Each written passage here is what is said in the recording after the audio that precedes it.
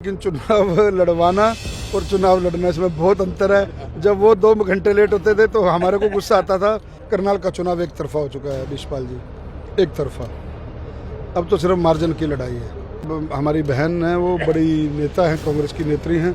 ये अलग बात है कि उनका वहाँ पे सम्मान नहीं किया जा रहा, उनको अभद्र भाषा, अभद्र टिप्पणियाँ उनके ऊपर की जाती है। कांग्रेस का कल्चर है, महिलाओं का वो सम्मान नहीं करते। हरियाणा को जलाने वालों को दोबारा सत्ता नहीं सौंपेगी, ये गलती कभी नहीं करेगी।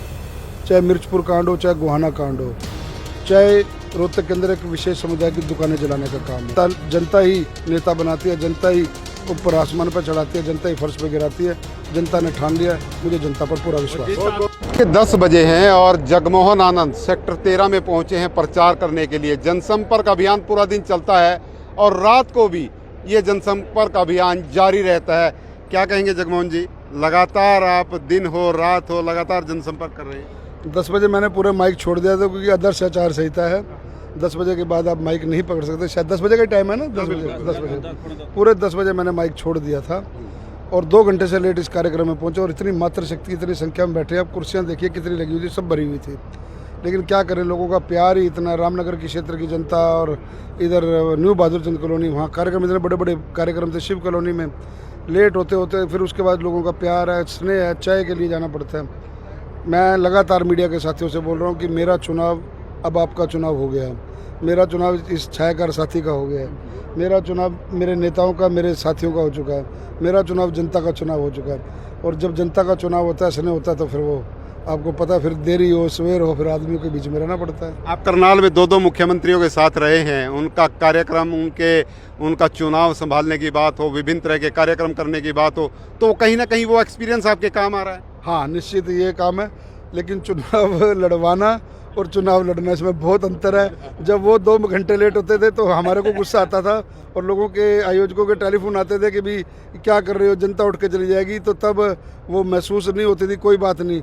और आज जब अपने ऊपर बीतती है तो बड़ा महसूस होता है कि वाकई जो आयोजक होता है, जिन्होंने जनता को खड़े रखा है, जनता को बैठा के रखा है, आखिर भाषण कितना देंगे। तो वो ये एक ऐसा एक्सपीरियंस है कि ये चुनाव लड़ने वाले व्यक्ति को ही पता लग सकता है। अब क्या लग रहा है, जिस तरह से चुनाव आगे आगे बढ़ रहा है, क्योंकि चुनाव प्रचार ने तेजी पकड़ ली है, आपको अब क्या लग रहा है, किस तरह से अब पार्टी जो है आगे आ रही है? करनाल का चुनाव एक तरफा हो चुका है विशपाल जी, एक तरफा। अब तो सिर्फ मार्जिन की लड़ाई है। देखिए, मैं शुरू से कहता रहा हूँ कि चुनाव की दशा और दिशा प्रत्याशी को नज़र आने लग जाती है। मतलब आज आप मान के चलें, आज मेरे लगभग 16 कार्यक्रम हुआ और 30 तारीख तक लगभग अभी 150 कार्यक्रम मेरे और पेंडिंग है। 150 कार्यक्रम, पूरी रूपरेखा बनी हुई। और रोज़ लोगों के रुझान आ रहे हैं कि हमें कार्यक्रम चाहिए, हमें कार्यक्रम चाहिए। इससे पता लगता है कि करनाल की जनता आपसे कितना स्नेह करती है, कितना प्यार करती है।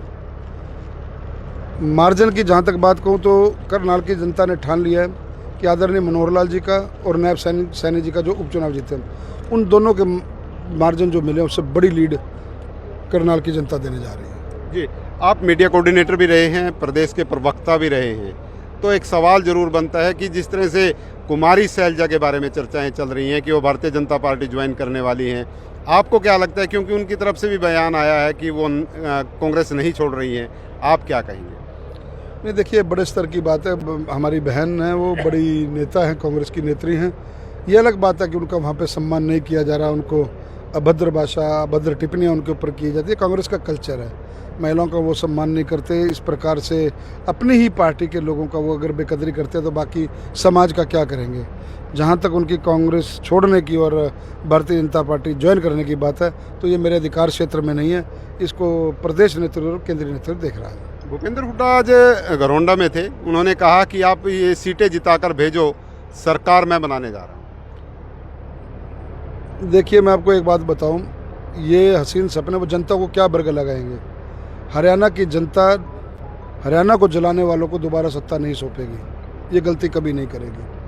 चाहे मिर्चपुर कांड हो, चाहे गोहाना कांड हो, चाहे रोहतक के अंदर एक विशेष समुदाय की दुकानें जलाने का काम हो, चाहे मंच से खड़े होकर के उनके पुत्र एक विशेष समुदाय के बारे में गालियाँ निकालने का काम करते हों, उनको इस प्रकार की टिप्पणियाँ करते हों जो जाति सूचक हों।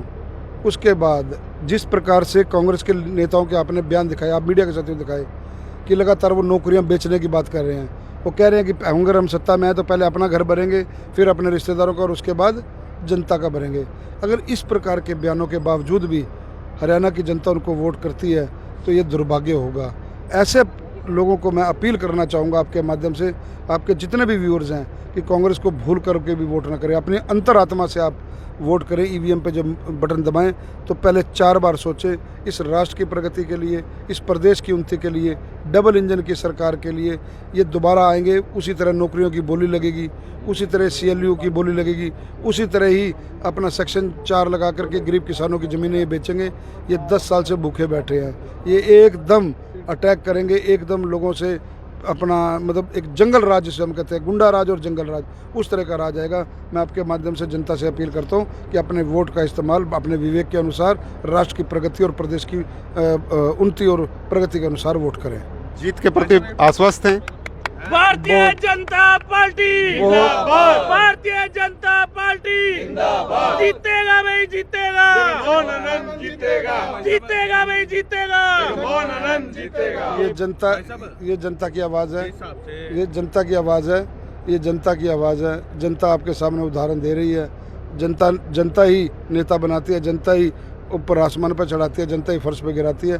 जनता ने ठान लिया, मुझे जनता पर पूरा विश्वास है। आपने सुना जगमोहन आनंद को, और आप देख सकते हैं विभिन्न तरह के आरोप जो है लगाते हुए नजर आ रहे हैं कांग्रेस पार्टी पर, और देर रात भी यहाँ पर प्रचार करते हुए नजर आ रहे हैं जगमोहन आनंद। और सीधे तौर पर कह रहे हैं अब जो है लगातार सुबह से लेकर देर रात तक कार्यक्रम रहते हैं और लोगों का भरपूर प्यार उन्हें मिल पा रहा है। इस समय वो सेक्टर 13 में मौजूद हैं और सेक्टर 13 में भरपूर सहयोग और प्यार लोगों का मिला और जोरदार स्वागत यहाँ के लोगों ने उनका किया है। आप सभी से गुजारिश है इस खबर को आप शेयर जरूर करें। विश्वपाल राणा, नमस्ते भारत न्यूज के लिए, करनाल।